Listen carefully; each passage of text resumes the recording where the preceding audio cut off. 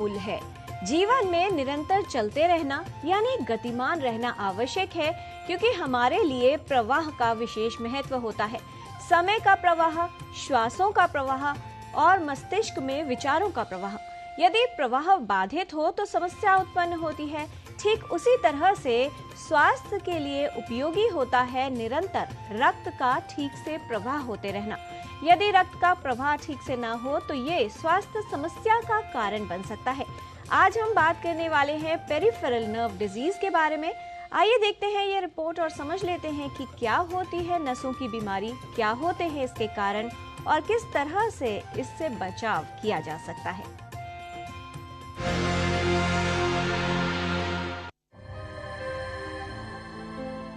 Peripheral nerve disease यानी परिधीय तंत्रिका रोग, जिसे पेरिफेरल न्यूरोपैथी के नाम से भी जाना जाता है, ये वो अवस्था है जिसमें परिधीय तंत्रिका तंत्र की नसों की सामान्य गतिविधि प्रभावित होती है।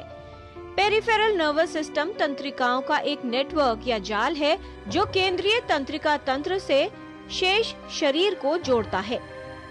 परिधीय तंत्रिका तंत्र मस्तिष्क और रीढ़ की हड्डी, जिसे केंद्रीय तंत्रिका तंत्र भी कहा जाता है, इससे मोटर तंत्रिकाओं के माध्यम से शरीर की अन्य हिस्सों तक जानकारी पहुंचाता है। परिधीय तंत्रिकाएं संवेदी तंत्रिकाओं के माध्यम से केंद्रीय तंत्रिका तंत्र को संवेदी जानकारी प्रसारित करती हैं। नसों में होने वाली बीमारियां अलग अलग तरह की होती हैं और यह निर्भर करता है कि हम किस उम्र ग्रुप के मरीज को देख रहे हैं। जैसे बच्चों में हो सकता है, बूढ़ों में हो सकता है या और एडल्ट्स में हो सकता है। बच्चों में होने वाली बीमारियां यूजुअली कॉन्जेनाइटल होती हैं या हेरिडिटरी होती हैं, और एडल्ट या बूढ़ों में होने वाली बीमारियां जो होती हैं कई बार आपके न्यूट्रिशन से या आपके अंदर पनप रही अलग बीमारियों से भी उसका लिंक होता है। जैसा मैं उदाहरण देना चाहूँगा डायबिटीज़ का। अगर डायबिटीज़ कंट्रोल नहीं है तो डायबिटिक न्यूरोपैथी यूजुअली 10 साल में आ जाता है, और B12 डिफिशिएंसी बहुत बड़ा कारण है न्यूट्रिशनल न्यूरोपैथी का। और समस्या और विकराल हो जाती है अगर मरीज में अल्कोहल की शिकायत है, क्योंकि अल्कोहल करता क्या है कि यह न्यूट्रिशन के एब्जॉर्प्शन को और कम कर देता है। तो अल्कोहल से कई और विटामिन की कमी होती है, बट B12 भी कम होता है।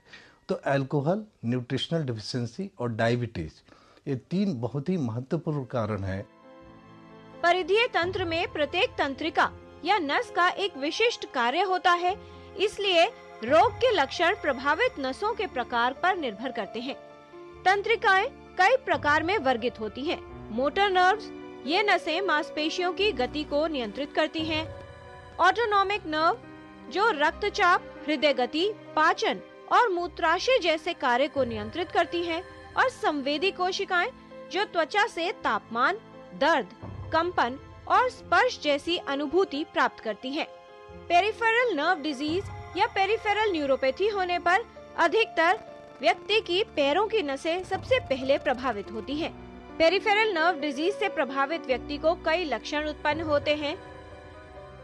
देखिए, लक्षण सेंसरी हो सकते हैं, मोटर हो सकते हैं, ऑटोनॉमिक हो सकते हैं। सेंसरी लक्षण में हाथ पैरों में झुंझुनाहट आएगी। झुंझुनाहट यूजुअली पैरों से चालू होते हैं। इसको हम 2 तरह के सिम्टम में डिवाइड कर सकते हैं, positive symptom, negative symptom. Negative symptom का मतलब है कि सेंसेशन पता ही नहीं चलेगा। गर्म पानी डाल रहे हैं पता नहीं चलेगा, ठंडा पानी डाल रहे हैं पता नहीं चलेगा।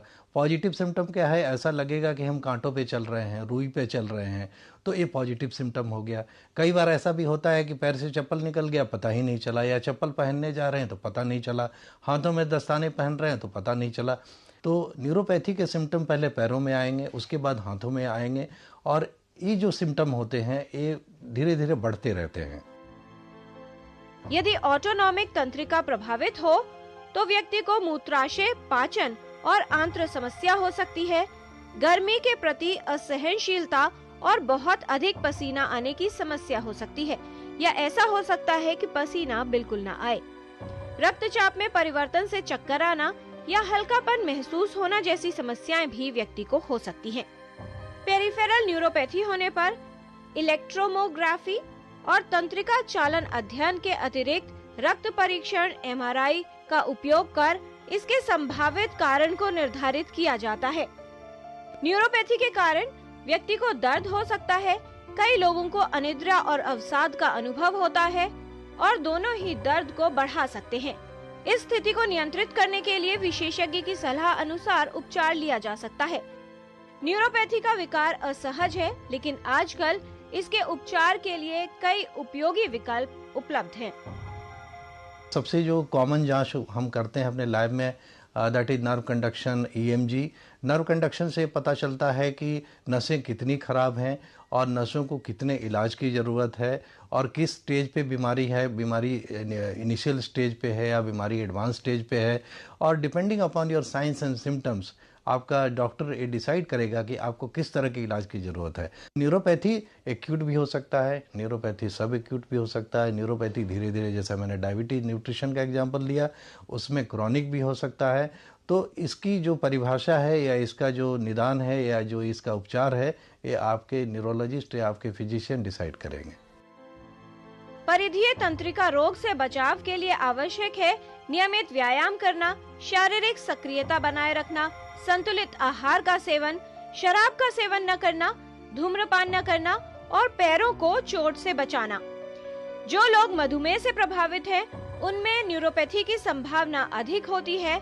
ऐसे व्यक्तियों को अपने पैरों का विशेष ध्यान रखना चाहिए। पैरों को आघात से बचाना अनिवार्य है। रक्त में शर्करा का स्तर नियंत्रित रखें। मधुमेह रोगी वर्ष में एक बार पैरों की जांच अवश्य करवाएं। न्यूरोपैथी का कोई भी लक्षण होने पर विशेषज्ञ से परामर्श लें। परिधीय न्यूरोपैथी वाले लोग आमतौर पर दर्द को चुभन, जलन और झुंझुने के रूप में वर्णित करते हैं। कभी कभी लक्षण बेहतर हो सकते हैं। न्यूरोपैथी के लक्षणों को नियंत्रित किया जा सकता है यदि वो ऐसी स्थिति के कारण उत्पन्न हो जिसका इलाज संभव हो सके। दवाएं परिधीय न्यूरोपैथी के दर्द को कम करने में उपयोगी सिद्ध हो सकती हैं। यदि आप अपने हाथों या पैरों में असामान्य चुभन, कमजोरी या दर्द महसूस करते हैं तो तुरंत एक विशेषज्ञ को दिखाएं। जल्द पहचान और सही उपचार से लक्षणों को नियंत्रित करना संभव हो सकता है, जिससे पेरिफेरल नर्व्स यानी परिधीय तंत्रिकाओं को क्षति से बचाया जा सकता है। किरण भारद्वाज, DD न्यूज।